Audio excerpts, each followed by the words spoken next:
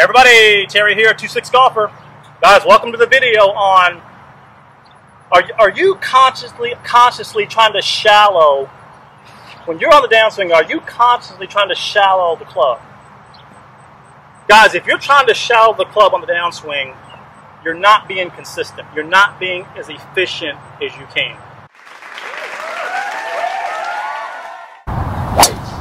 And it's just a totally different process, and it's yeah, I'm glad I've come to you, because what I've been shown over the last few years has been the opposite, to be honest with you. The shallowing of the club on the downswing is just merely a swing patch, because you have not yet fixed your twist and sway. Okay, the twisting and swaying require you to try to shallow your shaft, because on a twist and sway, your first move is over the top, and now you've got to correct that over the top by trying to manipulate the shaft by trying to shallow it with what they call external rotation. And you do not need external rotation in your golf swing. Now, why do I say that? Well, you don't need external rotation in your golf swing because here at 2-6, we fix your twisting and swaying. We fix your center. We make sure that when you go to the top of your backswing, you're perfectly centered. So now the club can drop. The club can pretty much stay vertical and get to horizontal without you trying to manipulate your forearm. Your club goes from vertical to horizontal because your hips are moving, your hips are clearing.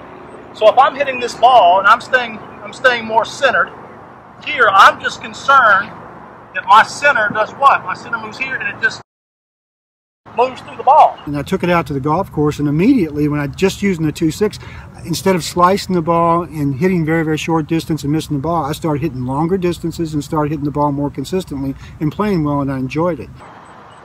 I'm not worried about shallowing the club.